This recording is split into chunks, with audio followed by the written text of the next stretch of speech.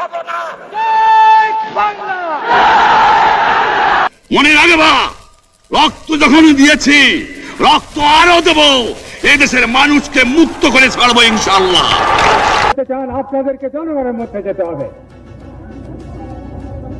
এবং সেখানে তাদের মধ্যে থেকে কাজের মাধ্যমে রাজনীতি করে অর্থনৈতিক উন্নতি সাধন করতে হবে। প্রিয় দর্শক, স্বাগত আজকের এই অনুষ্ঠান যে জোরে আগুন জ্বলে। আমরা সমসাময়িক বাংলাদেশে ঘটে যাওয়া বিভিন্ন পরিস্থিতি নিয়ে এই অনুষ্ঠানটিতে আলোকপাত করব এবং সেই সাথে সাধারণ জনগণ এবং রাজনৈতিক নেতৃত্ববৃন্দের অসাধারণ যে মতামত রয়েছে আমরা আপনাদের সাথে সেগুলো তুলে ধরার চেষ্টা করব।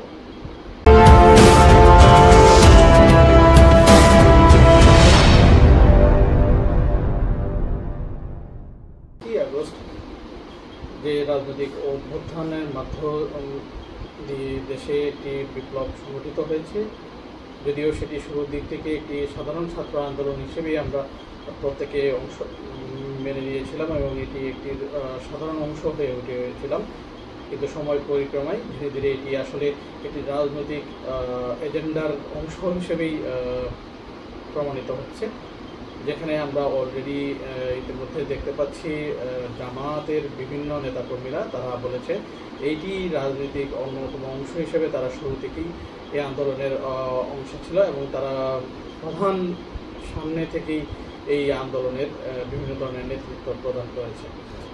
সুতরাং এটি একটি আলোচনার অন্যতম বিষয়বস্তু হতেই পারে, কিন্তু আমরা এখন চলে যাব মূল বিষয়। আমাদের বর্তমান রাজনৈতিক দুই দল আওয়ামী লীগ এবং বিএনপি, একই সাথে এই সময়ে চড়াও হওয়া জামাত, ইসলামী বিভিন্ন দলগুলোর কি অবস্থান, সেই সাথে বাম দলগুলো বাংলাদেশের এই রাজনীতিতে কি ধরনের প্রেক্ষাপটে ভূমিকা রাখছে সে ব্যাপার।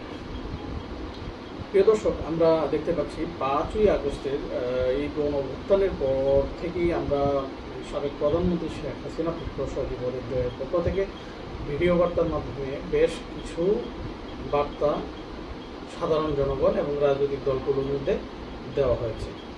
রাজনৈতিক দলগুলোর কোথায় যদি আমরা তুলে ধরি, সেক্ষেত্রে আমরা দেখতে পাবো সজীব ওয়াজেদ জয় তার বক্তৃতায় বিএনপির সাথে রাজনৈতিকভাবে তাদের যে প্রতিহিংসাপরায়ণ আচরণ করা হয়েছে সে ব্যাপারে তিনি এক প্রকার দুঃখ প্রকাশ করেছেন এবং তাদের সাথে এমন বৈরূপ আচরণ মোটেও করা উচিত হয়নি, তাদের সাথে আরও সংযত আচরণ করা যেত, এরকম একটি ইঙ্গিত প্রদান করেছেন এবং তাদের সাথে সামনে আরও ভালোভাবে কোনো রাজনৈতিক গণতান্ত্রিক আন্দোলনে তাদের অংশীদার হওয়া যায় কিনা, তাদের সাথে ঐক্যবদ্ধভাবে কাজ করা যায় কিনা সেই ব্যাপারেও তিনি একটি যথেষ্ট খোলাসা বক্তব্য রেখেছেন, যেখানে তিনি দলের চেয়ারপারসন বেগম খালেদা জিয়ার ভূয়সী প্রশংসা করেছেন।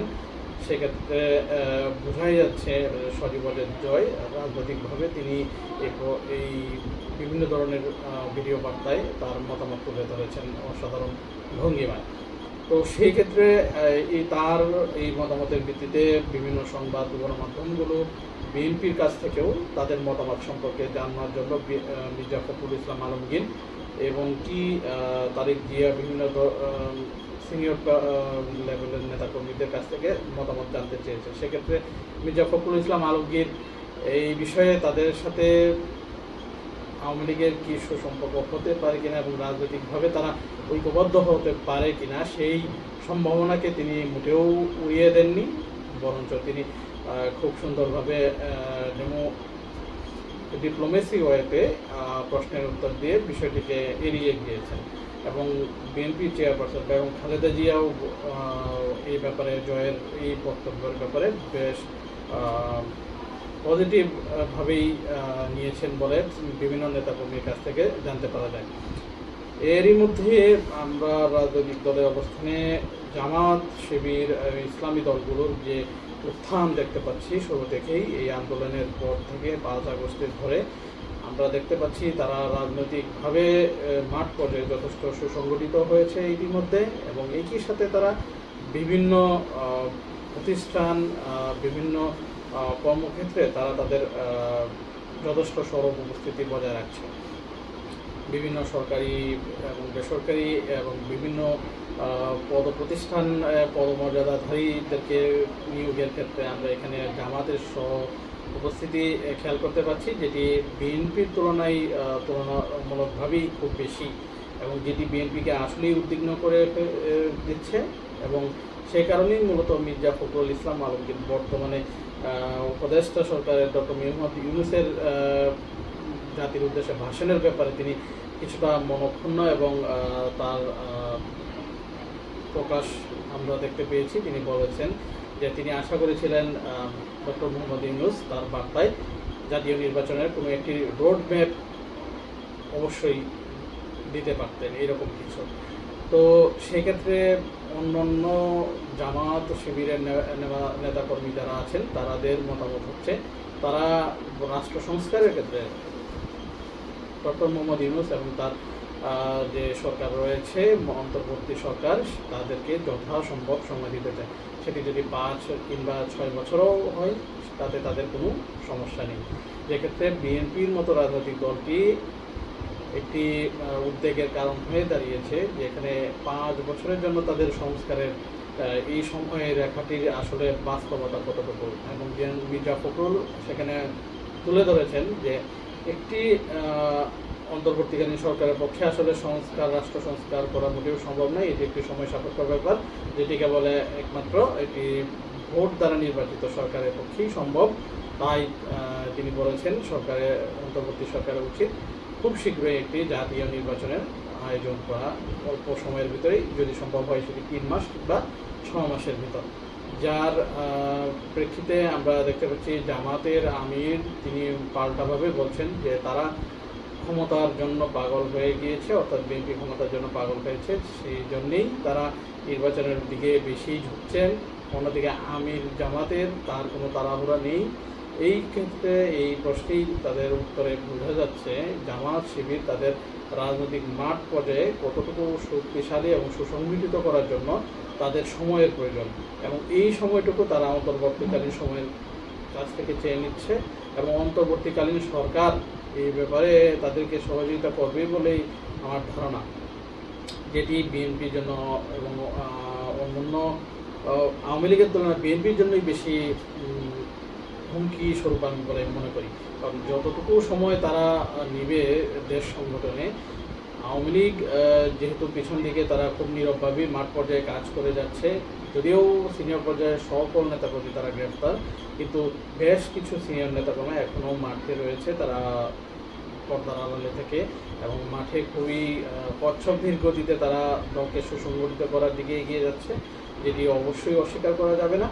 এবং এটি সময় ক্ষেপণ, জাতীয় নির্বাচনের ক্ষেত্রে সময় ক্ষেপণ, এটি বিএনপির জন্যই কেবল একমাত্র কাল হতে পারে, অন্য দুটি রাজনৈতিক দল ব্যতীত। তাই বিএনপি অবশ্যই চায় নির্বাচনটি যত দ্রুত সম্ভব তার ভিতরে অনুষ্ঠিত হোক। যদিও আজকে বিকাল 3টার সময় প্রধান উপদেষ্টার সাথে 2 রাজনৈতিক দল বিএনপি এবং জামাতে ইসলাম এবং অঙ্গ সংগঠনগুলোর সাথে রাজনৈতিক একটি মিটিংয়ে বৈঠকে বসার কথা, যদিও এখন পর্যন্ত ওইরকম ভিতরের খবর কি সেভাবে আমরা কেউ জানতে পারিনি। তবে এইটুকুই আমরা ধারণা করতে পারি, তাদেরকে অবশ্যই অন্তর্বর্তীকালীন সরকার এই কথাই বলে থাকবেন তাদেরকে আরও কিছু সময় দেওয়ার জন্য, এবং যেটি অবশ্যই অন্তর্বর্তীকালীন সরকার চাইবে।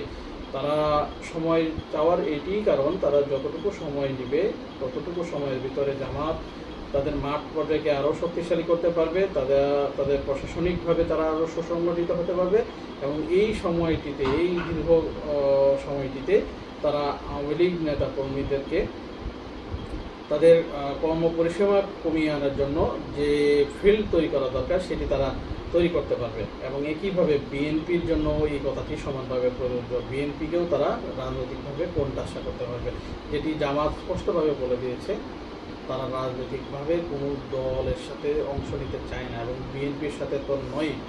এবং এই কথার প্রেক্ষিতে মির্জা ফখরুল ইসলাম আলমগীরও কিন্তু বলেছেন যে উনি সরাসরি কোনো রাজনৈতিক দলের নাম নিয়ে তিনি প্রত্যুত্তরে খুব ডিপ্লোম্যাটিকভাবে আনসার দিয়েছেন এভাবে যে স্বাধীনতার পক্ষে যাদের কোনো ভূমিকা নেই, যাদের কোনো